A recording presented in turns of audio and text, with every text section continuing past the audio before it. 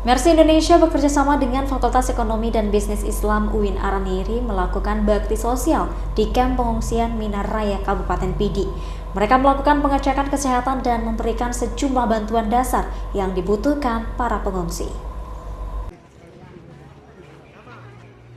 200 jiwa lebih pengungsi Rohingya yang ada di kamp pengungsian Minaraya, Kecamatan Padang Tiji, Kabupaten Pidi, menerima bantuan dari Mercy Indonesia. Bantuan tersebut berupa higienis kit, pakaian, sarung, makanan tambahan bagi balita, kipas angin, serta Al-Quran. Penyerahan bantuan dilakukan relawan Mercy dan puluhan mahasiswa dari Fakultas Ekonomi dan Bisnis Islam FEBI UIN Araniri Sabtu kemarin. Para pengungsi terlihat antusias menerima bantuan yang diserahkan para relawan dan mahasiswa. Selain menyerahkan kebutuhan dasar yang dibutuhkan bagi para pengungsi, tim medis Mercy juga melakukan pengecekan kesehatan sekaligus memberikan obat-obatan bagi para pengungsi.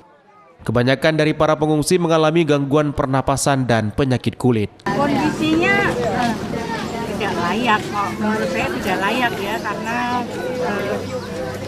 bentuk bangunannya pun sudah lapuk, jadi kalaupun buat berteduh tuh nggak layak lah.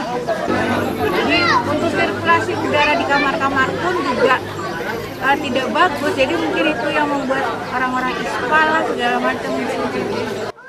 Menurut petugas UNHCR Aceh, kebutuhan yang belum terpenuhi secara baik adalah fasilitas sanitasi yang belum memadai di kamp pengungsian Minaraya. Sebenarnya kalau kebutuhan dasar yang belum terpenuhi saat ini sanitasi.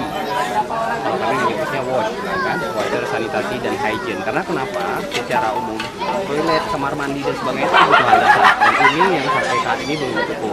Terus yang kedua adalah ya kayak hygiene kita di alat mandi dan sebagainya. Hingga saat ini 226 jiwa pengungsi Rohingya masih berada di penampungan Minaraya, Kabupaten Pidi. Mereka terdiri dari anak-anak, pria dan wanita dewasa, bahkan lansia. Pemerintah belum memastikan apakah mereka akan tetap ditampung di Minaraya atau dipindahkan ke lokasi lain. Dari Kabupaten Pidi, Didik Ardiansyah, iNews melaporkan.